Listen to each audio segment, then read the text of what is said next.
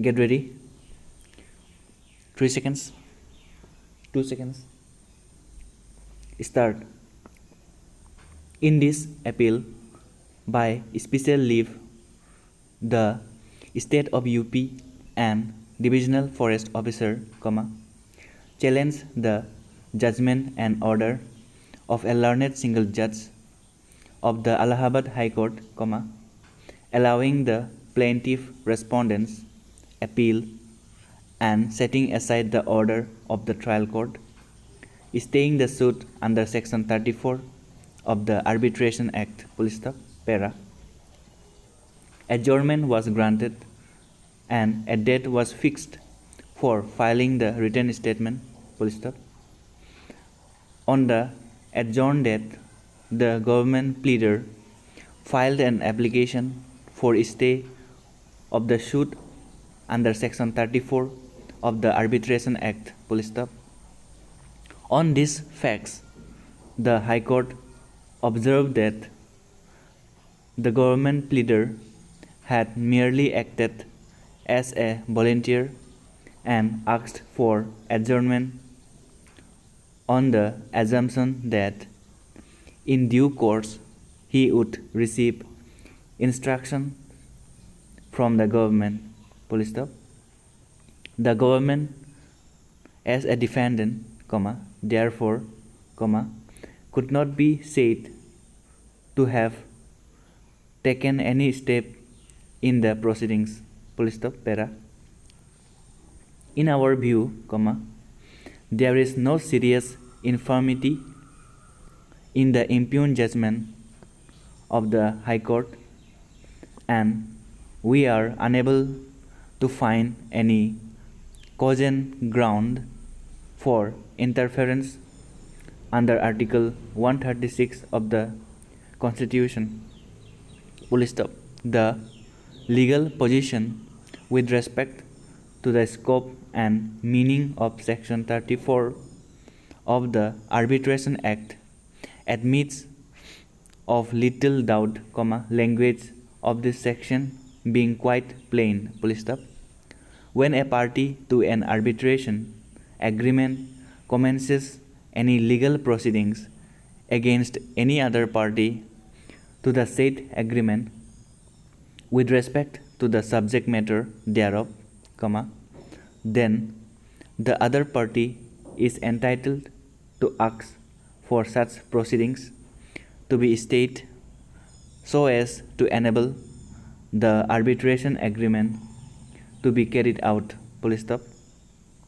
It is, however, to be clearly understood that the mere existence of an arbitration clause in an agreement does not by itself operate as a bar to a suit in the court, It does not by itself impose any obligation on the court to stay the suit or to give any opportunity to the defendant to consider the question of enforcing the arbitration agreement, It is fundamental principle of law that where there is right, there is a remedy,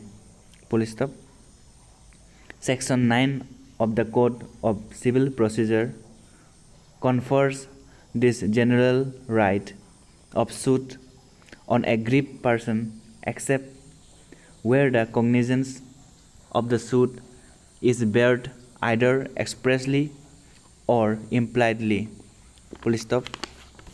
To enable a defendant to obtain an order staying the suit, apart from other conditions mentioned in Section 34 of the Arbitration Act, he is required to present his application praying for stay before filing his written statement or taking other step in the suit proceedings, para.